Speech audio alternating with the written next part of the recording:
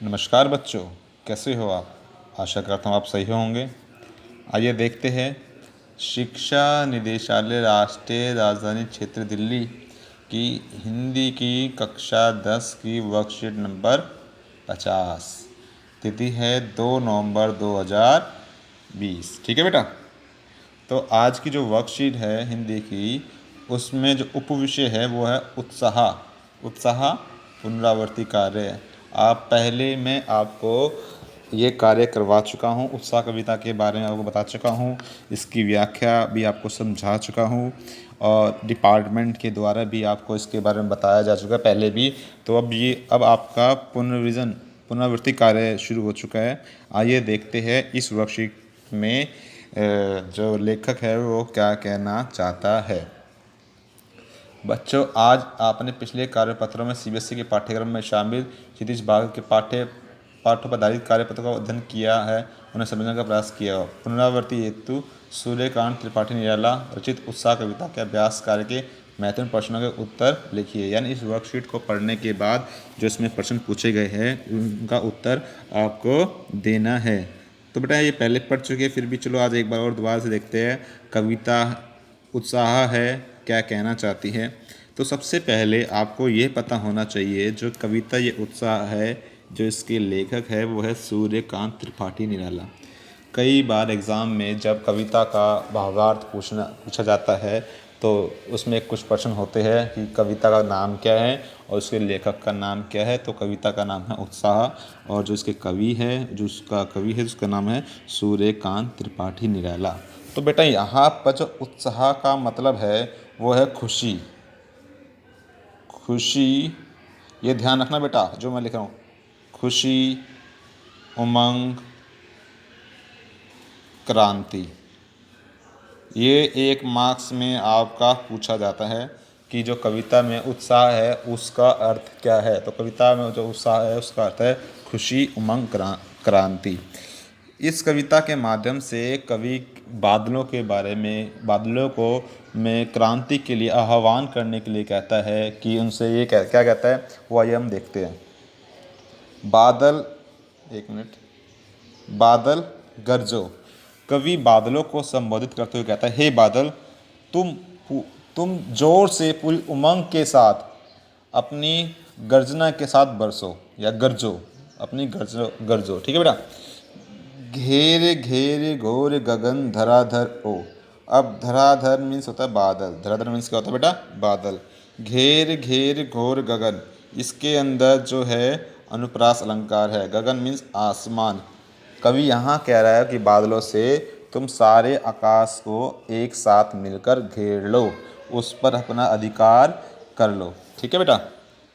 आगे देखते क्या कहता है। ललित ललित काले घुंघराले बाल कल्पना कैसे पाले। अब यहाँ पर बेटा जो ललित ललित है उसका अर्थ है सुंदर सुंदर। ठीक है बेटा। अब कवि कह रहा है तुम सुंदर सुंदर, काले काले तथा बच्चों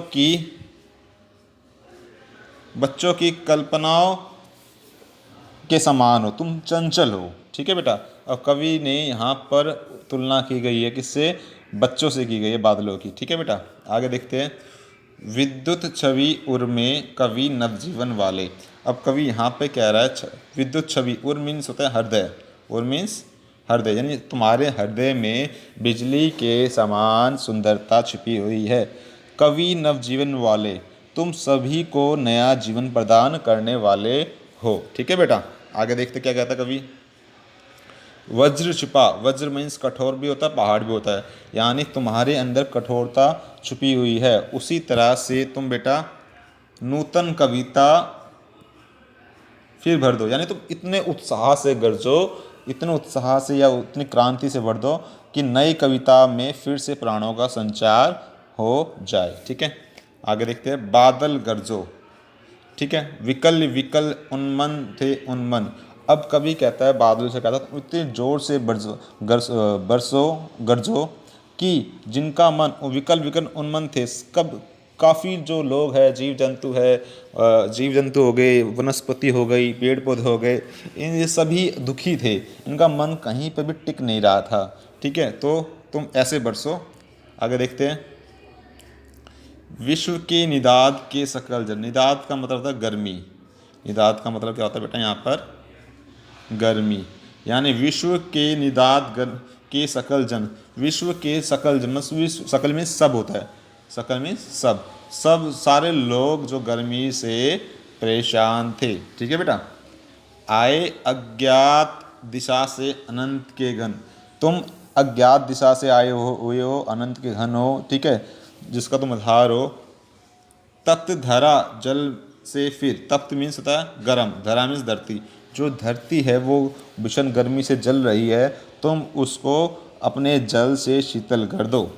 बादल गरजो, और तुम इस प्रकार जोर से अपनी गर्जना करो कि ताकि लोगों में नव जीवन का संचार हो जाए। तो बेटा ये था आपका जो कविता है उसका व्याख्या। ठीक है, आइए अब देखते हैं इसके जो प्रश्न है वो क्या कहते हैं, उसका उत्तर क्या हो सकता है। तो उसका पहला प्रश्न है, कवि बादलों से फुहार रिमझिम या बरसने के स्थान पर गर्जना के लिए क्यों कहता है, क्यों कहता है भाई। तो मैं तुम्हें इसका बताया था कि इसलिए कहता है ताकि सब जीवों के अंदर, सब में नव जीवन का संचार हो, नव जीवन का संचार हो। ठीक है, जिससे सभी में नव जीवन का संचार हो, इसलिए कभी बादलों से फुहार रिमझिम या बरसने के स्थान पर गरजने के लिए कहता है। आइए प्रश्न नंबर 2 देखते हैं। आपके विचार से कविता का शीर्षक उत्साह क्यों रखा गया। इसका मैंने आपको पहले बताया था, अभी फिर दोबारा बता रहा हूँ। उत्साह का मतलब होता है खुशी, खुशी, उमंग, ठीक है, और जोश। इसलिए कविता का शीर्षक उत्साह रखा गया है कि बादल से कहा गया है अगर बादल बरसेंगे तो सभी के अंदर खुशी हो जाएगी, उमंगता आ जाएगी और जोश आ जाएगा। ठीक है बेटा, इसलिए कविता का शीर्षक उत्साह रखा गया है। आइए प्रश्न नंबर 3 देखते हैं। कविता में बादल किन किन अर्थों की ओर संकेत करता है। तो बेटा अभी मैं बताया था कविता के अंदर बादल कई अर्थों की ओर संकेत करता है। पहला अर्थ तो ये हो सकता है इसके अंदर, एक मिनट,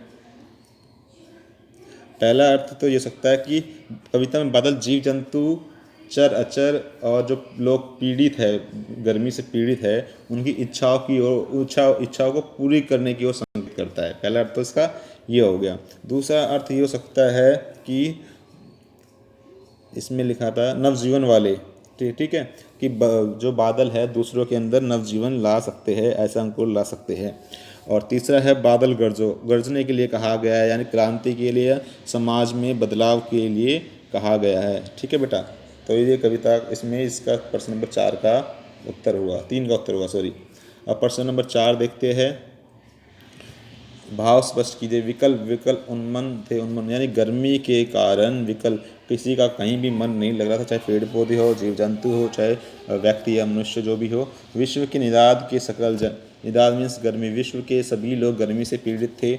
आए अज्ञात दिशा से अनंत के घन, तुम अज्ञात दिशा से आए हो, अनंत के घन हो। तत् धरा जल से फिर शीतल भर दो, यानी गर्मी जो धरती है वो गर्म हो चुकी है, उसका अपने जल से उसको शीतल कर दो। ठीक है बेटा, ये तो प्रश्न नंबर 4 का उत्तर हो गया। आइए प्रश्न नंबर 5 देखते हैं। जैसे बादल उमड़ घुमड़ कर बारिश करते हैं, वैसे ही कवि के अंतर्मन में कविता के बादल उमड़ो के रूप में व्यक्त होते हैं। ऐसे ही किसी भी प्राकृतिक सौंदर्य को देखकर अपने उमड़ते भाव को कविता में उतारिए। बेटा हिंदी जो विषय है सबसे आपकी एक प्रकार से कह सकते हैं मातृभाषा है, तो आप इसमें आसानी से कोई भी कविता लिख सकते हैं। आप कोई भी प्राकृतिक सौंदर्य देखो, आप सुबह मान लो टहलने जाते हो तो कोई पेड़ पौधों को देखो, पक्षी चचा रहे हैं उनको देखो, तो एक कविता की 4 लाइनें स्वयं आपको करनी है, क्योंकि हिंदी है बेटा, इसमें कोई ऐसी कोई बात नहीं है, आप कोशिश करोगे तो आपसे कविता बन भी जाएगी। ठीक है बेटा, तो ये थी आज की वर्कशीट नंबर 50 हिंदी की कक्षा 10 की। ठीक है, और एक आपको ध्यान रखना है, अभी लॉकडाउन खुल गया है लेकिन आपको फिर भी बिना मास्क के कहीं पर भी नहीं जाना। ठीक है बेटा, आशा करता हूँ ये वीडियो आपको पसंद आएगी होगी और आगे होगी तो इसको लाइक और सब्सक्राइब भी करें। धन्यवाद।